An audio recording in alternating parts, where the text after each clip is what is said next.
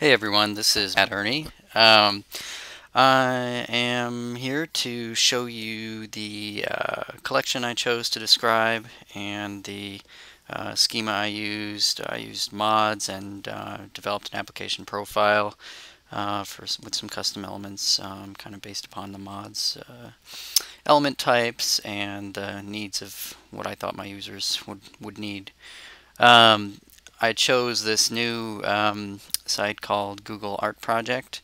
It's kind of cool. You can choose between various museums, and then based on what museum you choose, you can actually sort of explore the space, or you can actually uh, pull up a high resolution image of a artwork, and you can really zoom in quite far and get some really cool detail um, to the point where you can really get a sense for the brush strokes that were used to create the artwork, etc.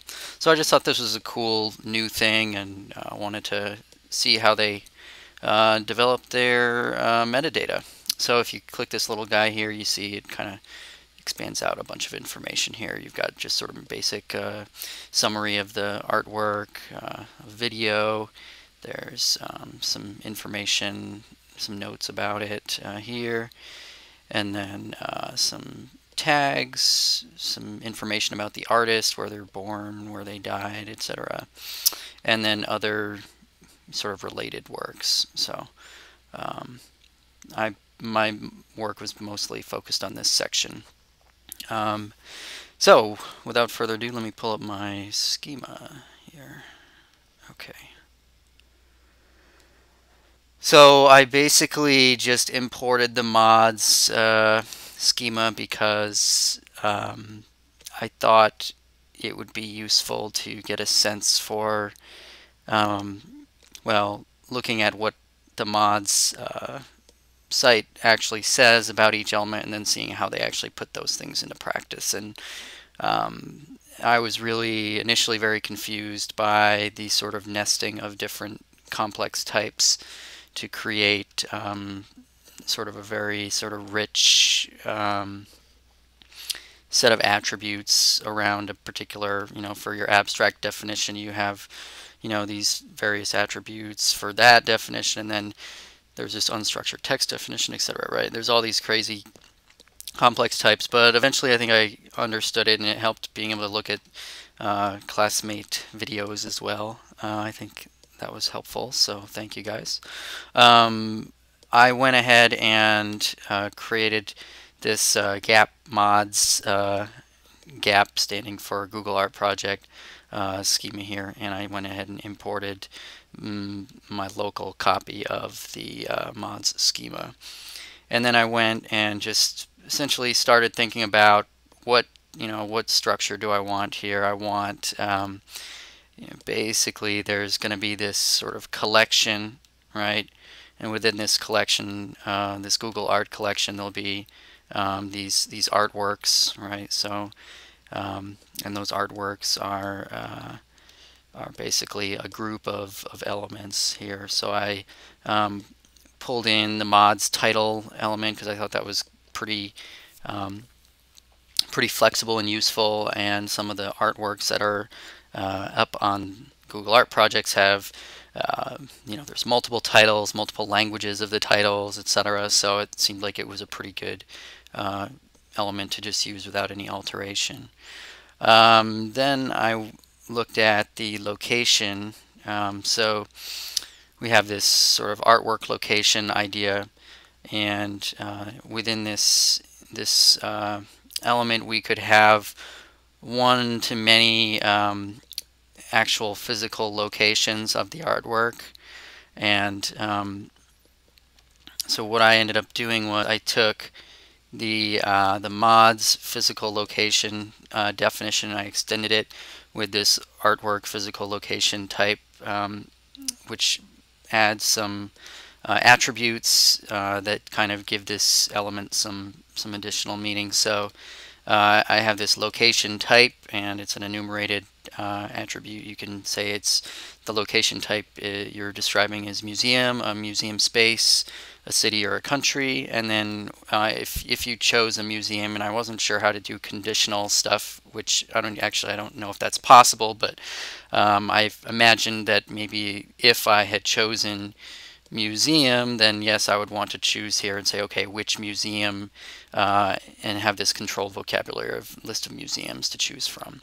On the other hand, if I had chosen museum space, city, or country, for museum space, I might want to say it's the Schultz Wing 4, or whatever place it's located. And if I have country or city, I want to give sort of a reference and authority, and use some like a recognized name of a city or country. And then there's this URL, which I just used the mods URL element, which essentially is just the URL, the actual location of the image. So there's this interesting mix, and I ran into this a few times, trying to distinguish between the actual artwork, metadata about the actual artwork, versus metadata about the image that represents the actual artwork. And I tried to avoid anything, if possible. I tried to avoid doing metadata about the image, about the actual artwork. I tried to do metadata about the actual artwork. Okay, enough of that. So the origin info, basically, where did this come from, when was it made, etc. So where was it made, if we know, and when was it made, if we know that. Physical description. This is essentially saying what is this? What is the form? Basically, is it oil on canvas? Is it watercolor on paper?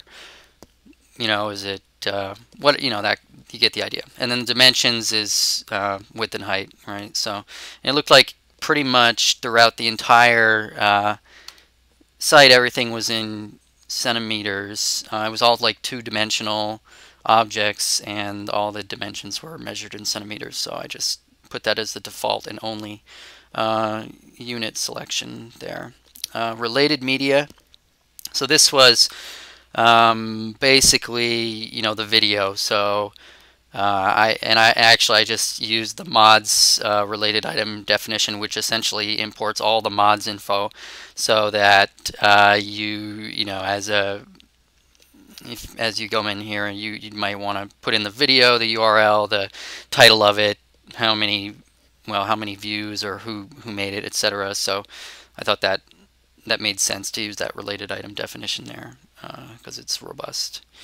And then artwork notes. So this is another one where I did the sort of custom, started off of the note definition, the mods type of note definition, and then basically said artwork note definition has a note type, and it could be viewing notes, additional artwork information, or artwork history. And basically that just corresponds to, within here, sometimes there's another little accordion control that has additional artwork information or history of the artwork. So that's all that's going on there. And then let's see, artist info. We have this one was a little bit interesting. So I added this ID here because I think that this might be something where you want to have reusable information. But I don't know. I didn't see that. You don't see that in the schema, but it's there just in case. And then we have the name. So I use the mods name definition here, so I could put together good names. And then I had this idea of like an artist life event, because they tended to have things about when they were born and where they were born, and when they died and where they died, and so when they became active as an artist and when they became inactive as an artist. So each event type has to do with an event, either a birth, a death, or when they went active or when they were inactive. And then there's this sort of artist note, which is basically just a similar. It just gives some information about, is it an artist note, or is it about more artist information, and etc. And you kind of, it's just you'll see it if you look at the site. And then tags, so I use the mod subject definition type for this tags element. And type of resources, just the original mods element. And this is, it's an enumerated list. Most of these things were mixed material. So that's that.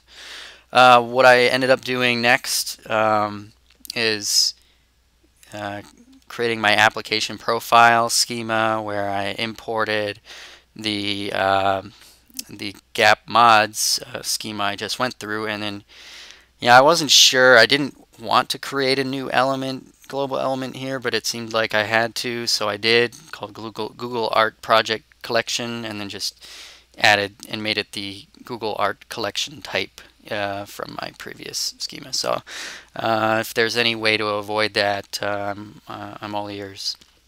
So let's see. I'll try and be quick here.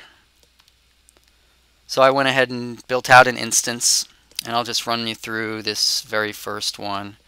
So I did, there's Starry Night here by Van Gogh. So you see the title, Starry Night.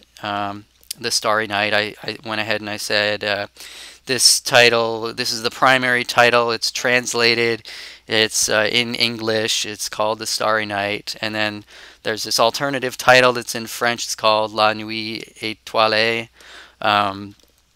There's this, the location, right? So we have the location type is country, authority is the thesaurus of geographical names. Here's the URI for it, and then there's the country name, and then I have, again, New York, and it would be nice if I think these things connected to some sort of resource that said what I put in here is correct. But I don't think it does, and maybe there's a way to do that, but I'm not sure how. And then the physical location, this is a museum location type, and then there it's, that's the name of the museum. We have this, I made use of this display label located in gallery 1, and then the URL, here's the URL for the Starry Night painting. And then, okay, when was it created? 1889. What's the form? It's oil on canvas. What's the dimensions? It's centimeters, 73.7 and 92.1. Here's the link to the video. Here's viewing notes, additional artwork information, and artwork history. So you've got all that kind of good stuff here.